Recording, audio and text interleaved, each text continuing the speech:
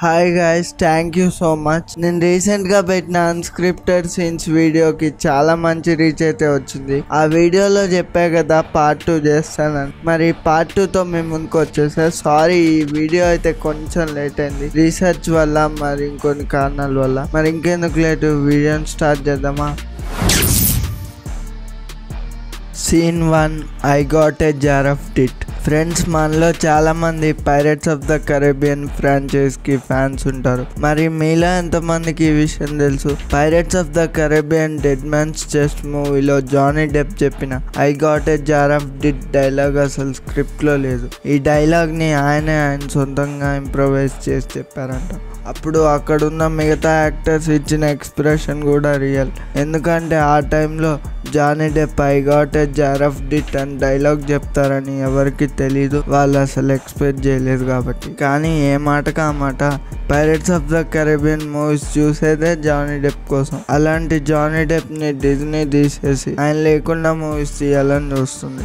మరి ఏమవుతుందో చూడాలి. నేనైతే డిజ్నీకి చెప్పాలనుకునేది ఒక్కటే, తీస్తే జానీ డెప్ ని పెట్టి పైరేట్స్ ఆఫ్ ద కరేబియన్ 6 తీయండి, లేకపోతే మీకు డబ్బులు బొక్క, మాకు టైం బొక్క. Scene 2, I love you guys. Spider Man No Way Home movie release అయ్యే టైంలో ఆ మూవీలో 3 స్పైడర్ మ్యాన్స్ ఉంటారని, ఇంకా టోబీ అండ్ ఆండ్రూ గార్ఫీల్డ్ మళ్ళీ తిరిగి స్పైడర్ మ్యాన్స్ గా కనిపించబోతున్నారని రకరకాల రూమర్స్ అన్ని వచ్చాయి. ఒకరోజు ఒక ఫోటో లీక్ అయితే ఇంకో రోజు అది అబద్ధం అని చెప్పి రూమర్ వచ్చేది. అలా రకరకాల రూమర్స్ తో రోజుకి బొచ్చడు హైప్ క్రియేట్ అయ్యేది. ఒక్క ముక్కలో చెప్పాలంటే ఎండ్ గేమ్ లెవెల్ హైప్ వచ్చింది. మరి మీకు ఈ విషయం తెలుసా? 3 స్పైడర్ మ్యాన్స్ లాస్ట్ లో యూనిట్ అయ్యేటప్పుడు ఆండ్రూ గార్ఫీల్డ్ చెప్పిన I love you guys dialogue అసలు స్క్రిప్ట్ లో లేదు. ఆండ్రూ గార్ఫీల్డ్ ఎమోషనల్ గా ఫీల్ అయ్యి ఆ డైలాగ్ చెప్పాడంట.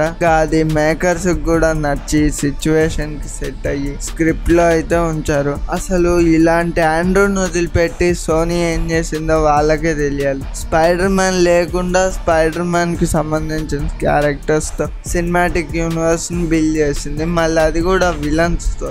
డిఫరెంట్ స్పైడర్ మ్యాన్ వేరియంట్స్ కావాలన్నా వాడుకోవచ్చు. అసలు చెప్పాలంటే మార్వెల్ వాళ్ళు ఏ కండిషన్ పెట్టలేదంట మీరు మీ యూనివర్స్ లో స్పైడర్ మ్యాన్ వాడుకోకూడదని. ఎలాగో మల్టీవర్స్ అని ఆండ్రూని తీసుకొచ్చినప్పుడు ఆండ్రూని వాడుకొని మంచి సినిమాటిక్ యూనివర్స్ బిల్డ్ చేయడం మానేసి మేడం గబ్బు, నల్లు, ముళ్ళు, క్రేవాన్ ద కర్జకాయ అది ఇది అని చెప్పి మనల్ని సావదొబ్బి వాళ్ళే షెడ్డు పోయారు. సర్లే, ఇప్పుడు అయిపోయిన దాని గురించి మాట్లాడుకొని ఏం లాభంగానే వీడియోని కంటిన్యూ చేద్దాం. Scene 3, here is Johnny. 2001 A Space Odyssey లాంటి క్లాసిక్ మూవీస్ తీసిన legendary director Stanley Kubrick 1980s classic horror film the shining. ఇందులో జాక్ నికోల్సన్ చెప్పిన హియర్ ఇస్ జానీ డైలాగ్ అసలు స్క్రిప్ట్ లో లేదు. జాక్ నికోల్సన్ స్పాంటేనియస్ గా ఆ డైలాగ్ ని అయితే చెప్పారు. ఈ డైలాగ్ వల్ల సీన్ లో ఇంటెన్సిటీ పెరిగిందని స్టాన్లీ కుబ్రిక్ ఈ లైన్ ని మూవీలో ఉంచారు. కానీ నిజానికి ఇంగ్లాండ్ లో అప్పట్లో పాపులర్ షో అయిన ఒక షోలో జాన్ కార్సన్ ని అనౌన్సర్ హియర్ ఇస్ జానీ అని ఇంట్రడ్యూస్ చేసేవాడు. కానీ స్టాన్లీ కుబ్రిక్ గారు ఇంగ్లాండ్ కి సంబంధించిన అతను కాకపోవడం వల్ల ఈయనకి ఆ విషయం అయితే తెలీదు. ఇంకా ఈ మూవీలో డోర్ ని బ్రేక్ చేసే ఒక సీన్ ఉంటుంది. దానికోసం రియల్ డోర్ నే వాడారు. ఫస్ట్ నార్మల్ డోర్ ని వాడినా గానీ అంత ఇంటెన్స్ గా లేకపోవడంతో ఎలాగో జాక్ నికోల్సన్ కి ఫైర్ మార్షల్ గా పనిచేసిన అనుభవం ఉంది కాబట్టి రియల్ వుడెన్ డోర్ నే వాడి ఆ సీన్ ని షూట్ చేశారు. దానివల్ల ఆ సీన్ లో ఇంటెన్సిటీ ఇంకా పెరిగింది. Scene 4, బ్లెంచర్ falling scene. 2001 లో వచ్చిన ప్రిన్సెస్ డైరీస్ మూవీస్ లో యానా హాథ్వే బ్లెంచర్స్ నుంచి జారిపడే ఒక సీన్ ఉంటుంది. ఈ సీన్ రియల్ అని మీలో ఎంతమందికి తెలుసు? కాలిఫోర్నియాలో షూట్ చేస్తున్నప్పుడు అంతకు ముందు మంచు కురవడం వల్ల అక్కడ బ్లెంచర్స్ తడిగా ఉండిపోయి ఈ సీన్ జరుగుతున్నప్పుడు యానా హాథ్వే నిజంగానే జారిపడిందంట.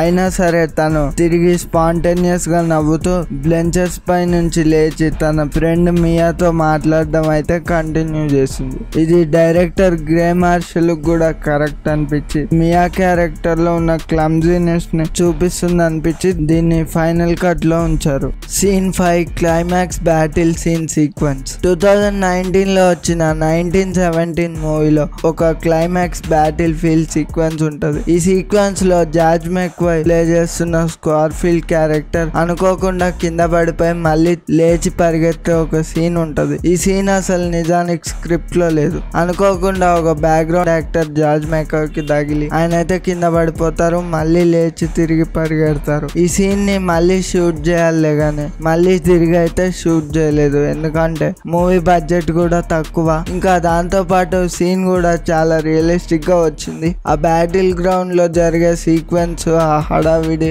అంతా రియలిస్టిక్ గా ఉంటుంది కాబట్టి దాన్ని అలాగే వదిలేశారు డైరెక్టర్ కూడా. Scene 6 Django Unchained movie dinner sequence. 2012 లో వచ్చిన జాంగో అన్చైన్డ్ మూవీలో ఒక ఐకానిక్ డిన్నర్ సీన్ ఉంటది. ఇదే మూవీలో కాల్విన్ కెనడీ క్యారెక్టర్ ప్లే చేస్తున్న డికాప్రియో ఇదే సీన్ లో తన చేతిని ఒక టేబుల్ కేసి కొట్టి డైలాగ్ చెప్పే సీన్ ఉంటది. నిజానికి ఈ సీన్ అసలు స్క్రిప్ట్ లో లేదు. డికాప్రియోనే ఆ సీన్ లో ఇన్వాల్వ్ అయిపోయి తన చేతిని ఒక టేబుల్ కేసి కొట్టి ఆ డైలాగ్ చెప్పారు. ఇంకా అక్కడున్న గ్లాసెస్ కూడా ఆయన చేతికి గుచ్చుకొని ఆయనకి బ్లడ్ వచ్చినా సరే ఆ సీన్ ని మొత్తం కంప్లీట్ చేసి ఆగారు. మరి అలా ఉంటుంది ఆయన డెడికేషన్. అందుకే డికాప్రియోని హాలీవుడ్ లోనే one of the greatest actors లో ఒకరని చెప్పేది. ఇంకా దాంతో అయిపోలేదు. ఆ సీన్ అయిపోగానే అక్కడ ఉన్న వాళ్ళంతా డికాప్రియోకి స్టాండింగ్ అవేషన్ ఇచ్చారంట. మరి ఇదే ఫ్రెండ్స్ ఈరోజు వీడియో అయితే. ఈ వీడియో నచ్చితే లైక్ చేయండి, మన ఛానల్ సబ్స్క్రైబ్ చేసుకోండి. మరి ఇంకా మీకు ఏమైనా వీడియోస్ కావాలని నా కామెంట్స్ లో నన్ను అయితే అడగవచ్చు.